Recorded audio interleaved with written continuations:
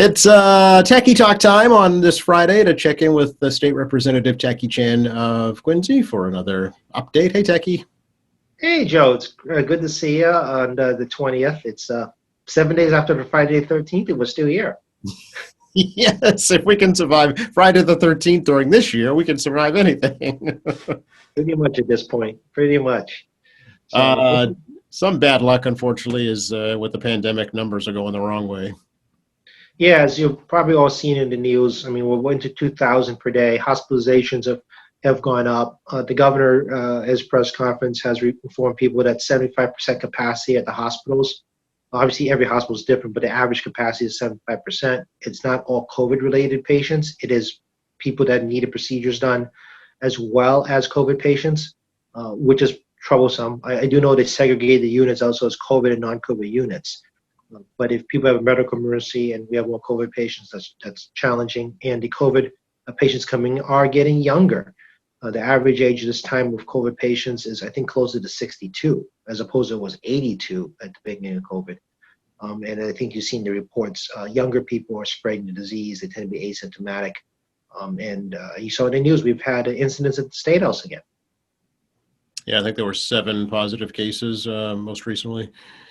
Yeah, the House had 3 members. The Senate had 1 member, and a handful of other staffers have got COVID. Not everyone got COVID at the State House, so like people know that. People brought COVID to the State House from other places. They were asymptomatic, a few of them. Some were not, but more than a few. Well, not more. That's not a correct statement. I mean, I think it was like 7. I think 2 were symptomatically visibly, and the remainder were not, to my knowledge. There's a lot of HEPA stuff, so I don't know exact details of people's medical conditions, but I mean, it's more like, people talking about stuff, and it sounds like, based on some observations from folks, that some people were symptomatic, but most were not. So again, you don't have to be sneezy or running nose or coughing to spread the disease. Your respiratory droplets with no symptoms or prior to symptoms occurring is still contagious.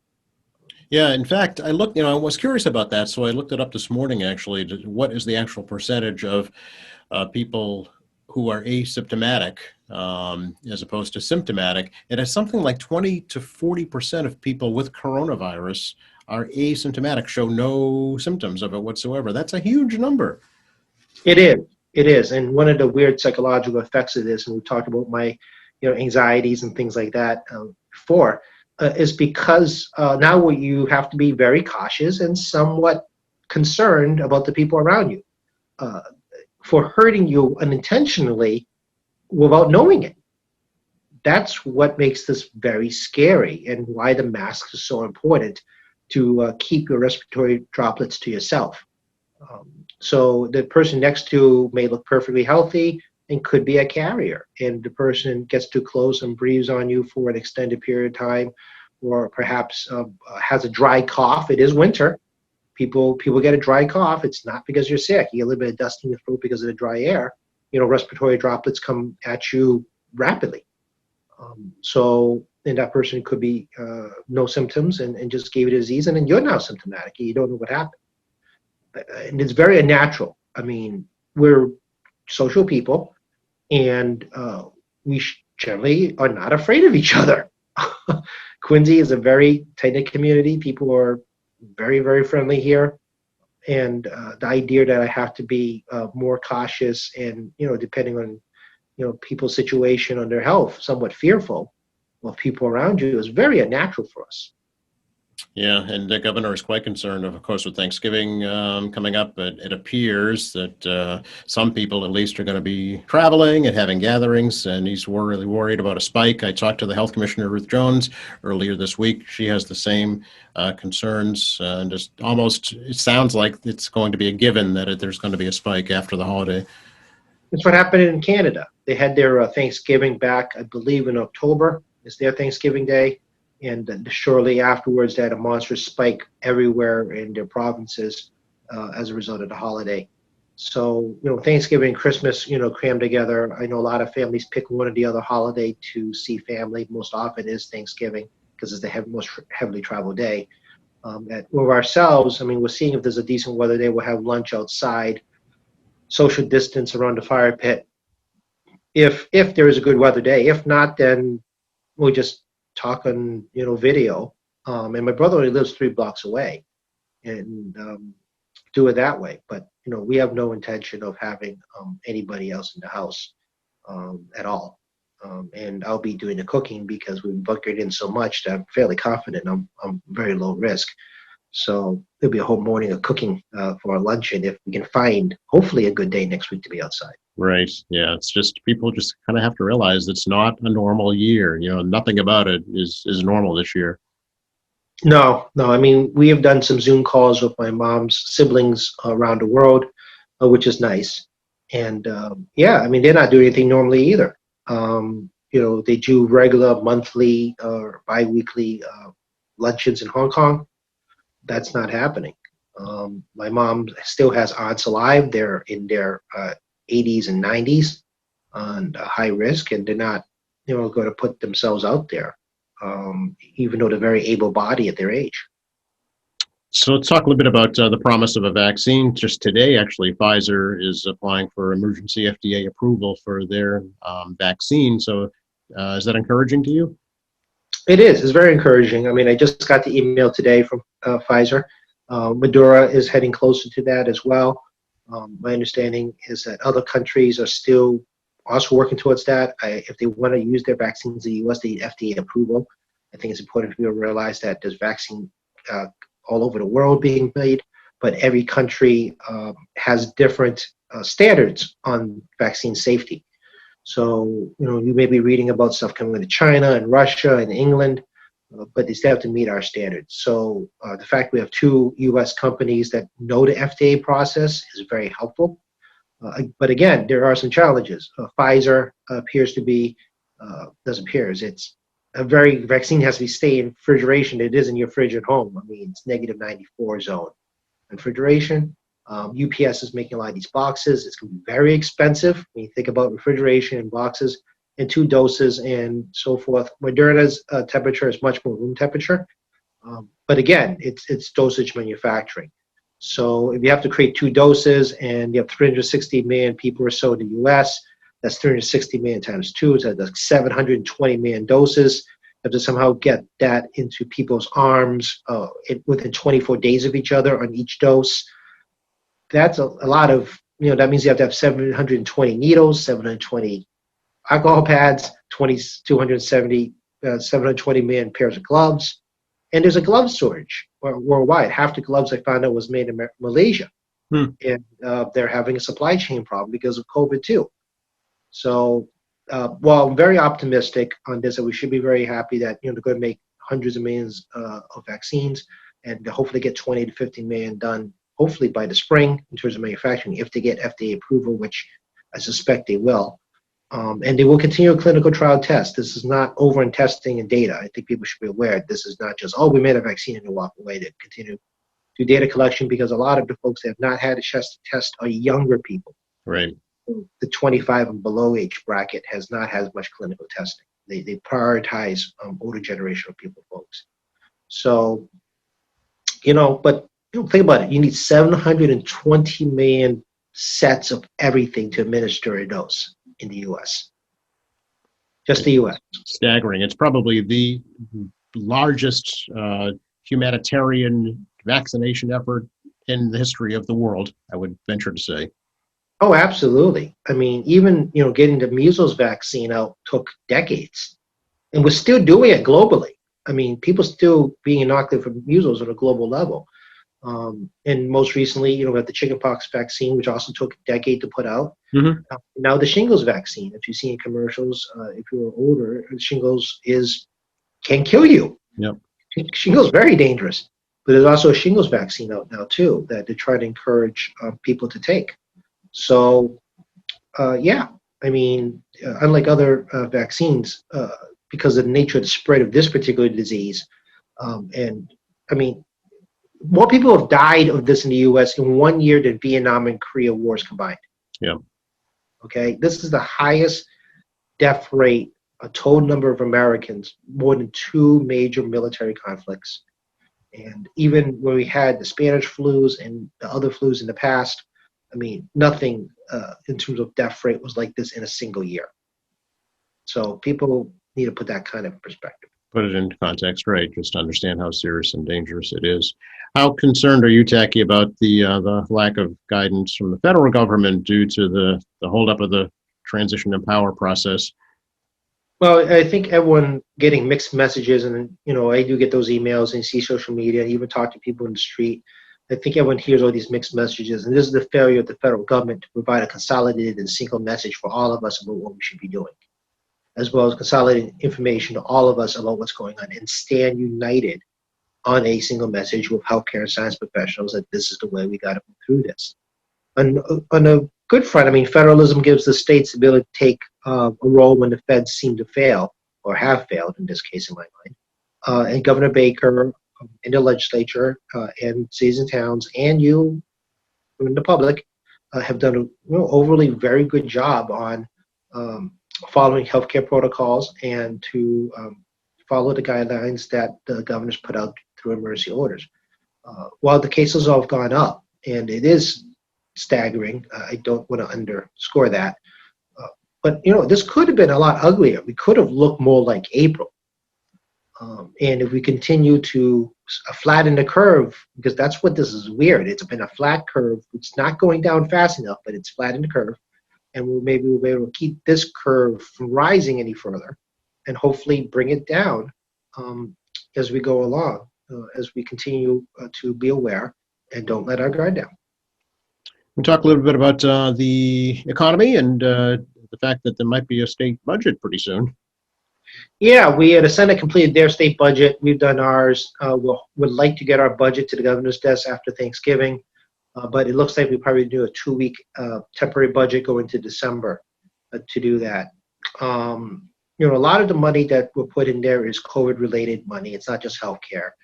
Housing issues, food security issues, Medicare, Medicaid, our mass health programs going up by $1.6 billion, which is results squeezing out some other parts of the budget and programs, unfortunately. But we got a balanced budget out. We have a 2% shortfall was our latest projection. It was closer to 18% in April. So not good, but not April, Right. as I would like to put it.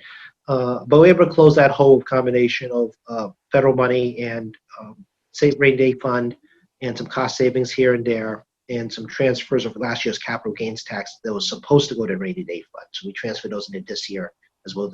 We move it from rainy day directly to this year's budget. So we were able to close the gap. But at the same time, I mean, there is a little bit of hurt on some programs as we direct a lot of our energy into COVID-related impacts.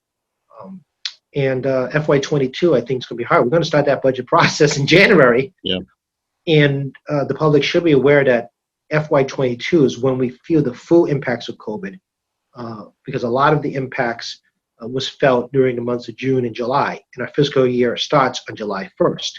So FY22 will see the entire impact of 2020 and 21. And going into July 1st, 2021, that move forward, we're going to feel exactly how bad it has been. I'm not going to say it was good at all. It's going to be bad. Yeah, and that of course is assuming that things are starting to improve at that point with the pandemic. And you all saw with even partial reopenings, it took time to get their businesses up and going, whether it be a restaurant or retail, or even service-based. So the expectation that we have a vaccine, it's distributed over the course of a year, hopefully within 1 year, given the volume we have to give, and that you get our businesses and our economy somewhat back to normal. It isn't as simple as flipping a switch and suddenly people can just open their business. There'll be still COVID protocols during the vaccination period. And once we get to about 90-95% vaccination, we have now achieved what we call herd immunity. So, just because, people think, oh, we're going to be all set, you're not all set. And also, by the way, vaccination isn't the same as a cure in the sense that if you catch COVID, we give you a vaccine and suddenly you're cured. That's a therapy. And remdesivir,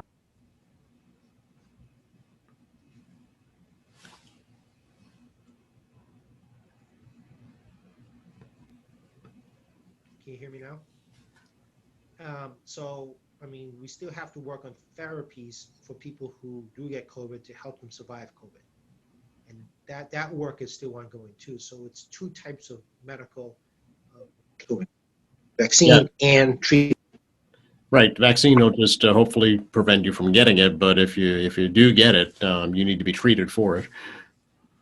Exactly. And this has to be done as a global level. So, with the U.S. leading the way, we still have the best education of biotech on the planet. Leading the way. I mean, the U.S. needs to be an international leader on COVID. This has been lacking in the current presidential administration. There is enormous debilitation on the world economy, of which the U.S. is the leader. And not to be biased, but I am a Democrat. You all know this. Under President Biden, I'm hopeful that we will become a world leader again. Yeah, president-elect has said that he intends to rejoin the World Health Organization. Do you think that's a good move? Absolutely. The United States needs to lead. And one of my criticisms of the previous president is we stopped leading. And we're the biggest economy on the planet, we're the most highest education on the planet, we have the highest per capita in the planet, we have the highest production on the planet, on the ability to manufacture and put out stuff. I mean, we can activate manufacturing much faster than other places. And we've always been the leader since World War II ended. So not leading the UN, which is in New York for a reason, by the way, that wasn't an accident why the UN's in New York, establishes us as the world leader on all fronts. So, joining WHO, making sure, our voice is properly stamped on it. We're a major funder of the UN, which gives us a lot of ability to make our voice heard, especially in healthcare, in sciences, and climate change. Our voice is heard because we're the major supporter for the UN. Ensures that the world follows our lead, hopefully, on important issues that are life and death, which is COVID. Yeah. Can we talk a little bit about a successful local story, Tacky, in Quincy Asian Resources? And I know you were part of their annual meeting earlier this week, and they're making leaps and bounds both here in Quincy and in New York as well. Yes, I give a lot of credit to Philip Chung, the board of directors, the staff, and the volunteers who are moving through COVID. And talking about various service agencies in Quincy, everyone's had to really adjust. And Quincy Asian Resources, Corey, has done an incredible job pivoting in COVID. They were able to put people to work that got laid off by Brooks Brothers, which was a major partner for the last year and a half in workforce development until they went bankrupt, and having to make PPE and working to get contracts with PPE. So if anybody's looking for a small moderate contract in PPE, definitely call Corey about what they can provide you. And it's locally made. I mean, once again, we want to promote local stuff. I know the price competition can be a little trickier if it's locally made, but it's also keeping a workforce at home who's had to adjust to working at home, manufacturing PPE. In New York City, he was able to land an over $2 million contract with the city for a meal delivery program as a result of the COVID emergency for food security, utilizing partners in Sunshine Travel, as well as using local restaurants. He had to go down there and find local restaurants to provide these foods, as well as also find other drivers. He's able to make it work. And it's amazing how the city of Quincy has now impacted one of the biggest and most illustrious cities in the planet, in New York City. So there's a lot of credit there. He got some funding from the feds for citizenship programs. This is a big part of our mission there. And with virtual learning on ESL, we can do that. There's been discrimination conversations with Quincy students through the youth program. COVID-19 through, gotta say it, Donald Trump, the president egging on racial divides, has resulted in this, more of this ugliness on people of color, especially Asians and Chinese, regarding claiming that, I gave you COVID, literally me. So they're going to actually, had one of Quincy kids, going to do one at Boston Latin School soon, with partnership with other folks. So, yeah, I mean, they've also been very conservative. I know they have a good reserve preparing for recession, but none of us could have prepared for this type of situation. And this is despite losing the three major fundraisers, which is the August Moon Festival, the Luna Festival, and the annual award banquet. So again, everyone listening, if you have a couple extra dimes to spare, but definitely think about donating to one of your local charitable groups in Quincy, whether it be Quincy's Resources or QCAP or the Y or Germantown or Interfaith or South Shore Stars, your community health centers, Manor Community Health or South Shore Community Health, any number of local organizations, Dove, another one, domestic violence.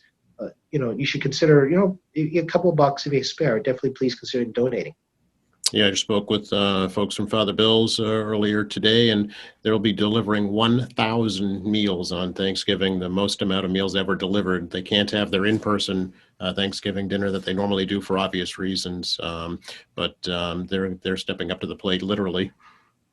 Yes, and I think that's kind of been underscored in Quincy how much our service agencies, our religious organizations, and neighborhood groups have really stepped up to try to help each other out and to provide some degree of normality even in the world we live in. I mean, the Housing Community Council, I know, has been trying to do some virtual events and even some outdoor events during the summertime, trying to create some normality in terms of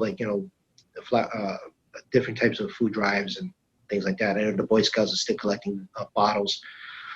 Marymount Association, did things like, a drive-by neighborhood event as opposed to people getting out of their cars. I mean, just drive by and people would, wave and do things like that as well. So I think what we're trying to do is just keep our spirits up. I know it can't be truly normal, but I think it's still important to maintain that connectionness that we talked about earlier, about the fact that we can't see people for Thanksgiving dinner in your home, but try to make sure that we're still a community that remembers each other.